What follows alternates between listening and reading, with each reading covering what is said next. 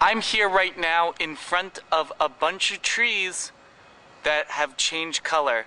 From red to orange to yellow.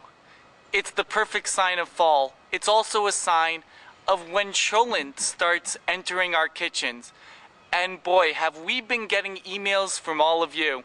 For example, I have one email from Mary who wrote, "I found you both by accident one day and I've been watching ever since.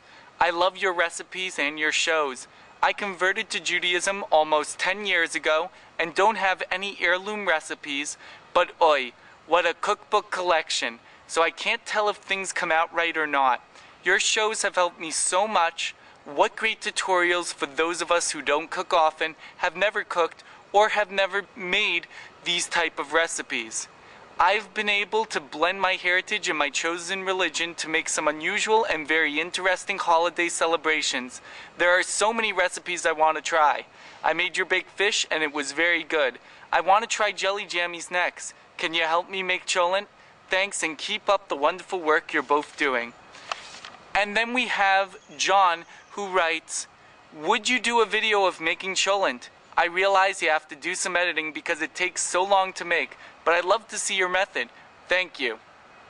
Well, John, you're right. It does take a lot of editing. It's going to take a long time to make this cholent, but Bubby's up to the challenge. Today, cholent on Feed Me Bubby. When I need some good kosher food, there's only 3 words I need to know.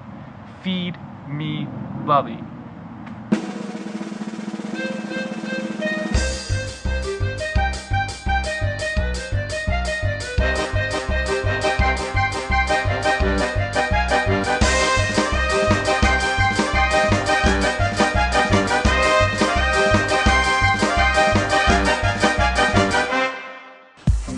Today, I'm going to show you how to make a basic cholent.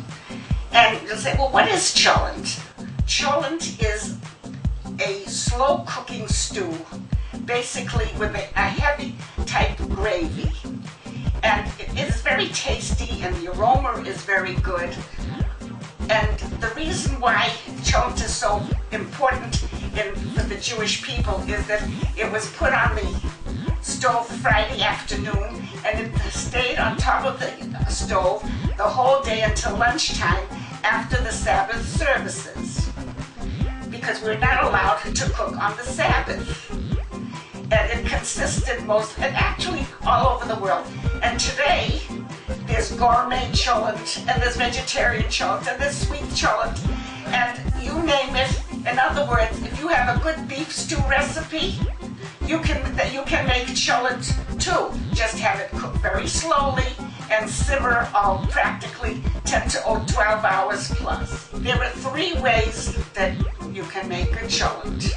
Some people believe that it should be only made on top of the stove, on top of a blech. And the blech is a plain metal piece of heavy metal where you put the pot, the blech, where you put the pot on one of the burners on practically warm, and it stays there after it's been 3/4 cooked Friday afternoon, and let it stay like that the whole day with a tight cover in a thick pot like aluminum clubware. The other way is to put it in a heavy pot, cover tightly, and put it in the oven after it's cooked 3/4 of the way in the oven at 200 degrees. And the third way, which is very up to date, is a slow cooker, where you can place everything partially cooked, leave it in the slow cooker, and leave it stay there all day until Saturday after services lunchtime. Okay? And so today we're having the basic cholent. Let's begin. I have my beans and barley mixed in one bowl.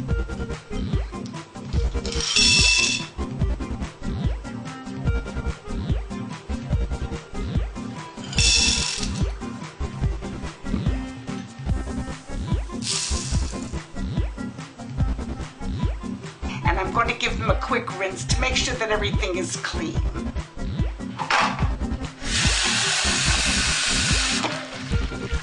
Just give a little swish. Pour the water out.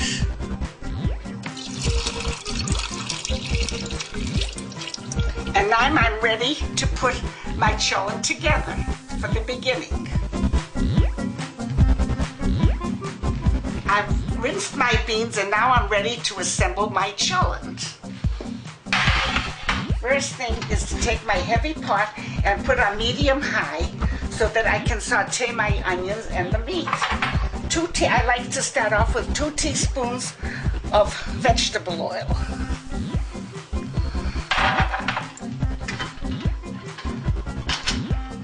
Then add my rough chopped 1 medium onion.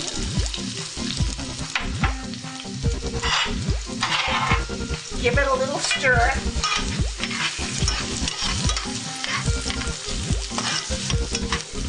Oh, maybe about 1 or 2 minutes. So, and then I like to use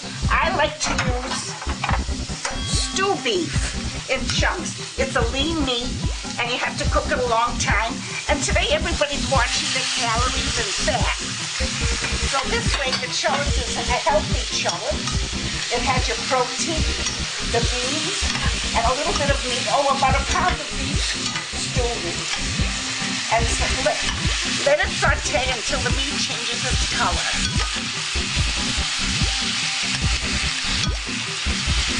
See how it's changing its color? When you see that all the pieces have changed its color, then we'll add the beans. After a few minutes of sauteing the meat and the onions, I'm ready to add my beans. And my barley.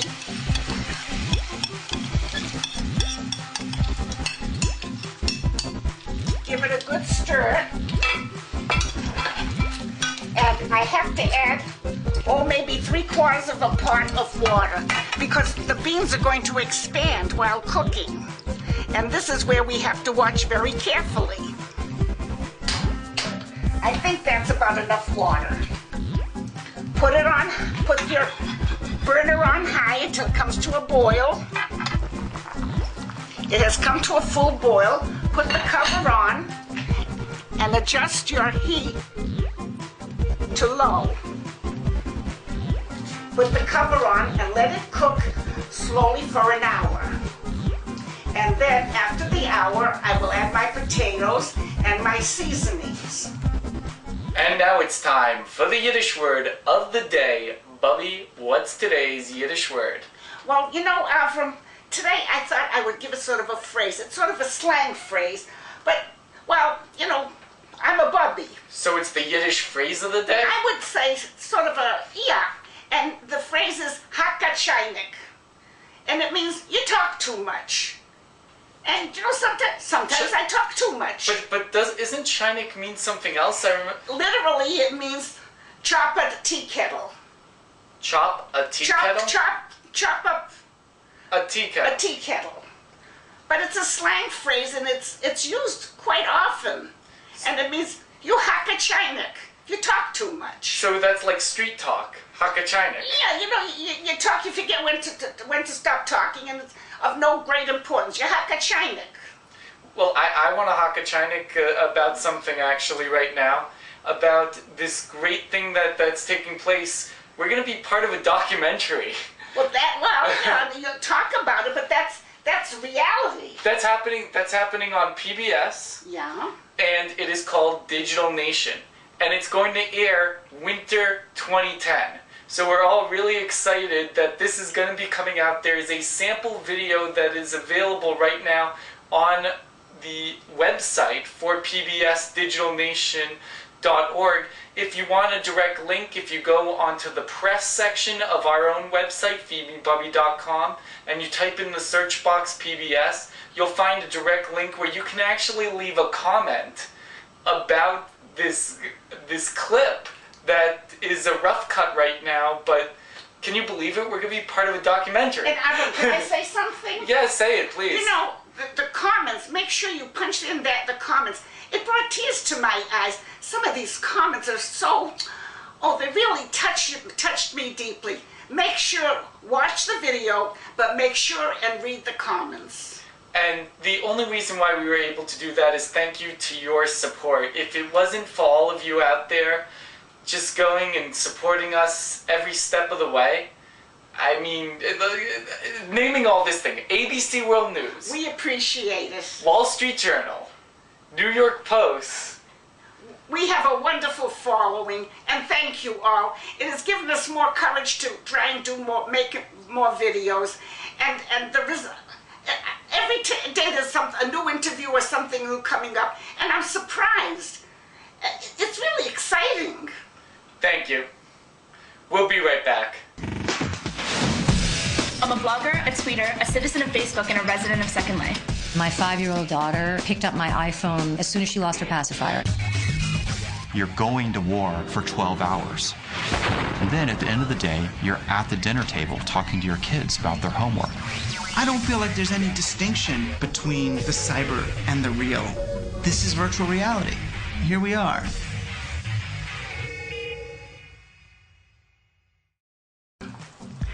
I let my Cholent cook for about an hour, and the dried beans and the barley absorbed most of the water. And so now I'm going to add my seasonings and my potatoes and let it simmer for maybe 4 or 5 hours very slowly, so that little by little it will enhance the flavor and get a nice coloring and flavor. First I'll add a 1/4 teaspoon of garlic powder.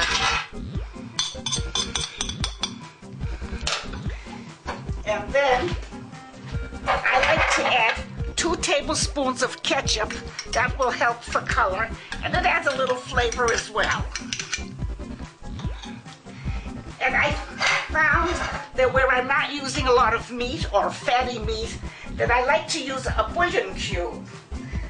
A beef bouillon cube. If you're making a vegetarian, use a little vegetarian cube. And I tried to crush it a little bit. Place that in, give it a stir. Finally, 6 small potatoes, or if they're large, cut in quarters. Give it a stir. Add more water, because this is going to cook a long time, and it's going to absorb the water. Place the cover on, and let it cook for 4 or 5 hours. This is a quick cholent. Normally, at this stage, you would put it in the oven at 200 degrees or on a blech, that metal plate, and put it on very low and let it simmer until Saturday lunchtime, the Sabbath lunchtime. I like to serve my cholent family style. Bring the bowl to the table and let everyone help themselves.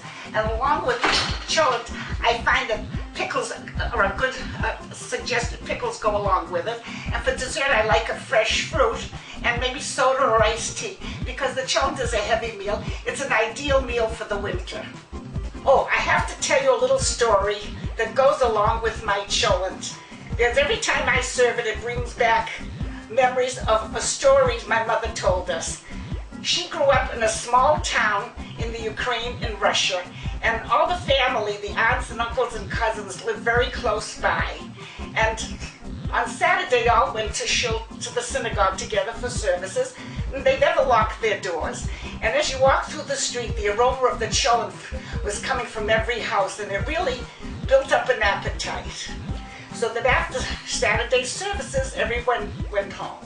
And had their lunch. Well, one Saturday, one aunt and uncle came home with their children, and they ran out yelling, "Oh, our cholent pot is empty. Someone ate up our whole cholent." Well, they couldn't believe it. Everybody was in the synagogue. Who could have done something like that? Well, that passed.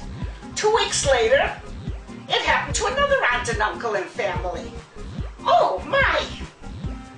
Look at this, an empty cholent pot. My goodness, who would do a thing like that? So finally, they decided, one of her uncles decided, well, you know what? I'm going going to stand in back of the synagogue and watch who goes out. Sure enough, it came to about 11 o'clock. Who should be walking out but one of my mother's first cousins, a young boy, I guess was 12 or 13 years old. And her uncle followed him. And he went into one of the houses and ate up the whole cholent, fast. And before you know it, walked back to the synagogue so that he could walk home with his family. And we laughed so much because it reminded us of the story of Goldilocks and the Three Bears. And it's kind of a cute story. And you know, the funny part of it is that this cousin, when he came to America, even as an adult, when he went to eat in a restaurant or whatever, he always ordered a double portion. He had an enormous appetite. And I guess everyone has someone in the family. This is kind of a family story that we all enjoy hearing over and over again. Try making my cholent. Esst gesund today. Enjoy.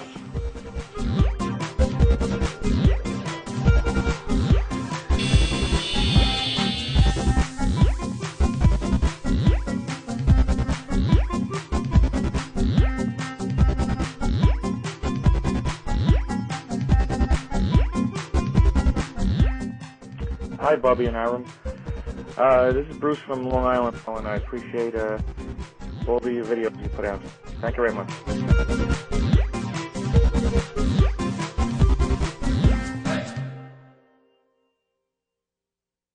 This podcast is part of the Blueberry Network, where listeners and podcasters come together. Blueberry.com. We're here right now behind the scenes at the Digital Nation and Boston Globe photo shoot. And in honor of that, we're actually going to go and give you a sneak peek at our peppered steak. So first of all, just want to let you know, just so that you believe me that this is happening. Here we've got Boston Globe right over here.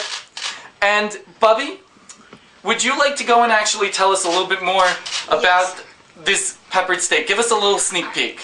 Well, I've got a lot of requests. What am I going to serve young children?